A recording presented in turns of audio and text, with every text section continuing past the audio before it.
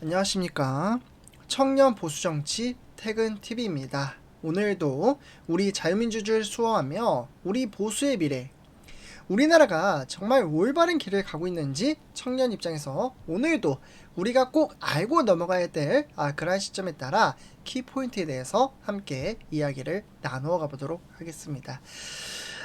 어떻게 보면 우리 국민의힘 정말 어려운 상황에 현재 치닫고 있습니다.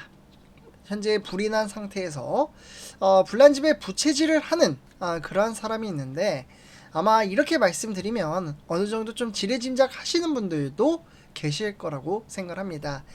근데 워낙 서로 간의 이권 다툼, 권력, 투쟁, 어떻게 보면 이러한 것들이 지금 민주당과 그리고 이재명 대통령에게 상당히 유리하고, 어떻게 보면 그러한 이제 국민의힘의 분열로 인해 이재명 대통령이 될 수 있는 원동력도 한몫했다라고 저는 생각을 합니다.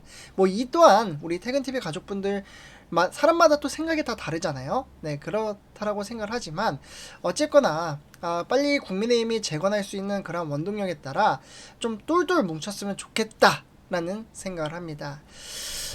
근데 그 와중에 현재 불난집에 부채질을 하고 정말 어렵게 만드는 사람이 있다라고 저는 개인적으로 생각합니다. 그 부분에 대해서 말씀을 드리기 앞서 구독, 좋아요, 알람 설정 한 번씩 부탁드리겠습니다. 구독, 좋아요, 알람 설정은 저에게는 정말 큰 힘이 됩니다. 이렇게 좀 먼저 말씀을 드리고요. 일단 화면을 먼저 보시면 바로 홍준표 전 대구시장입니다. 또 뭔가 SNS에 글을 남겼는데, 정치권에서 정계 은퇴를 하신다라는 분이 지속적으로 글을 올리고 있고, 현재 국민의힘이 정말 어려운 상황에 있는데 거기에 계속해서 불을 지르고 있다라고 저는 생각을 합니다. 뒤에서 제가 이 내용을 좀 간단하게 말씀을 드리려고 하는데요. 뭐라고 이야기를 했기에 지금 이제 화두가 되고 있냐? 그 부분에 대해서 좀 말씀을 드리려고 합니다. 개인적으로 저는 한때 홍준표 전 대구시장을 꽤 지지했던 사람입니다. 보통 청년들이 상당히 많이 좋아했거든요. 그럼 왜 좋아했느냐? 특히 정치 초창기부터 대선 출마 시기까지 다른 정치인들은 뭐 다 그렇다는 건 아니지만 말을 돌려서 하는 분들이 많이 계시잖아요. 근데 홍준표 전 대구시장은 말을 빙빙 돌려서 하지 않고 할 말은 하는 스타일. 정제되지 않았지만 솔직하고 정말 시원시원한 화법이 저는 인상적이었습니다. 정치가 답답하게 느껴질 때마다 홍준표 전 시장의 그런 발언에서 정말 시원함과 대리만족을 느낀 것도 사실입니다. 그래서 저는 대선 경선에서도 개인적으로 홍준표 전 대구시장을 응원했고, 보수가 변하려면 이런 인물이 필요하다라는 생각도 했었습니다.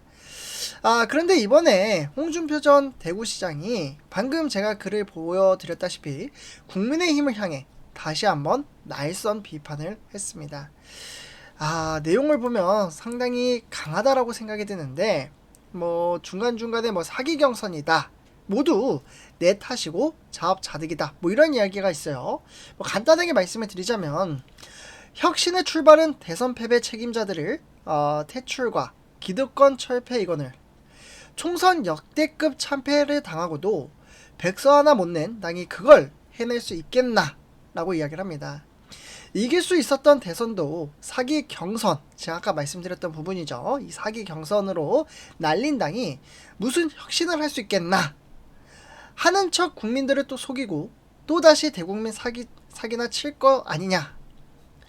탄핵 40일 전 탄핵 공개 경고를 해도 이를 무시했고, 대선 경선 때 대선 지면 윤부부뿐만 아니라 그 핵심 인사들도 감옥 가고 당은 해산 청구 당할 거라고 공개 경고를 해도 이를 무시하고 사기 경선을 한 자들이다.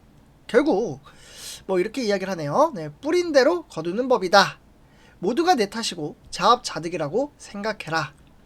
민주당도 1년에 당명이 여러 번 바뀌고 비대위가 늘상 있던 혼란한 시절이 있었으나 중진들 대청소하고 더불어민주당으로 당명 개정 후에 다시 살아난 적이 있었다. 폐허위에서 다시 시작할 각오가 되어 있어야 화생의 길이 보일 것이다. 뭐 이렇게 이야기를 했습니다. 정말 어떻게 보면 상당히 강하게 국민의힘을 비판하는 그런 발언을 하셨는데요. 어떻게 보면 굉장히 직설적인 표현이었습니다. 대상은 정확히 이제 특정하지는 않았지만 맥락상 당시 대선 경선 과정 전체를 겨냥한 것으로 해석이 되었습니다. 즉 홍준표 전 시장은 과거에도 윤석열 후보 중심의 경선 구도가 불공정했다라는 문제 제기를 꾸준히 해왔고 이번 발언도 그 연장선에 있다고 볼 수가 있습니다.